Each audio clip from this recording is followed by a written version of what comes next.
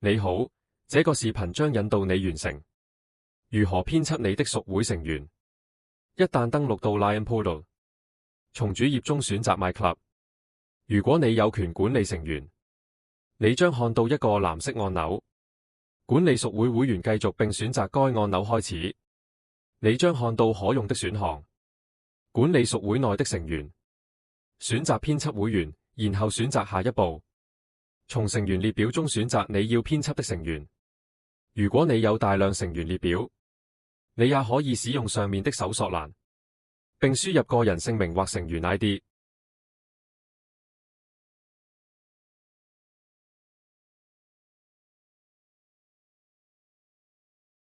要編輯成員姓名、性別、出生日期、職業或配偶，選擇個人資料。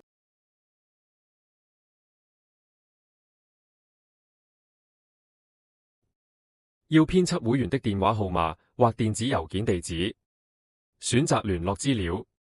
要編輯地址，請選擇地址資料。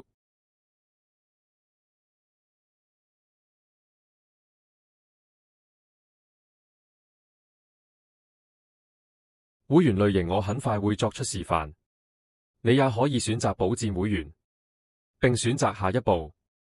請注意，系統運行驗證並將確保該人符合條件。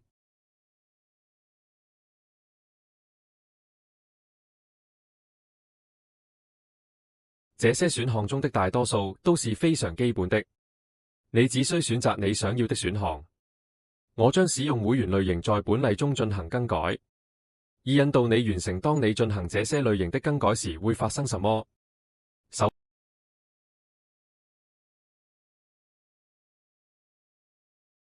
首先注意會員類型列表，你應該知道你正在編輯該人的會員類型。在這種情況下，我知道我正在選擇一個普通會員並從那裡進行編輯。我將更改他們的會員類型，從普通會員變為家庭成員。如果我這樣做，系統就會要求輸入會員類別。活躍是默認的，我會讓它保持活躍狀態。但請注意，我還有其他選項。在我完成此操作之前，讓我們看看對於每種類型的會員類型會發生什麼。如果我選擇榮譽會員，我可以簡單地選擇下一步繼續。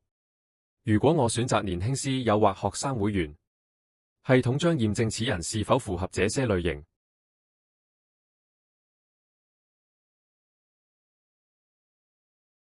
如果我選擇青絲師友，系統將需要額外的信息，所以我要重新開始。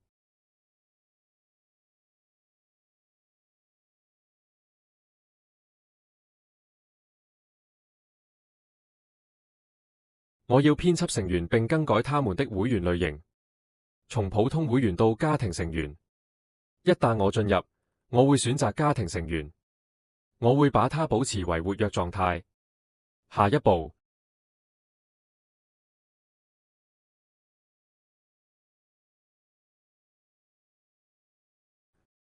我必須有一個家庭成員來連結這個人，這個人必須與支付標準的全額會費會員有關聯。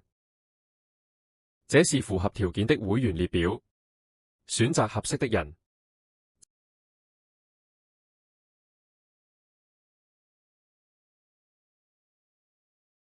接下來回答頁面上的問題：關係類型、關係的驗證、他們是否共享一個地址，以及地址的驗證。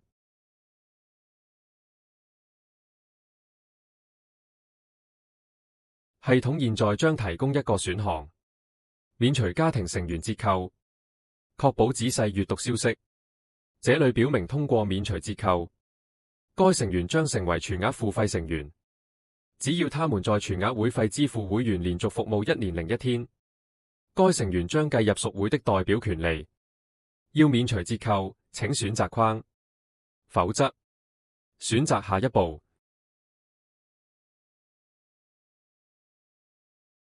你將看到一個綠色確認欄出現在頁面頂部，確認你的操作已完成。使用屬會會員列表查找你剛剛已添加的會員。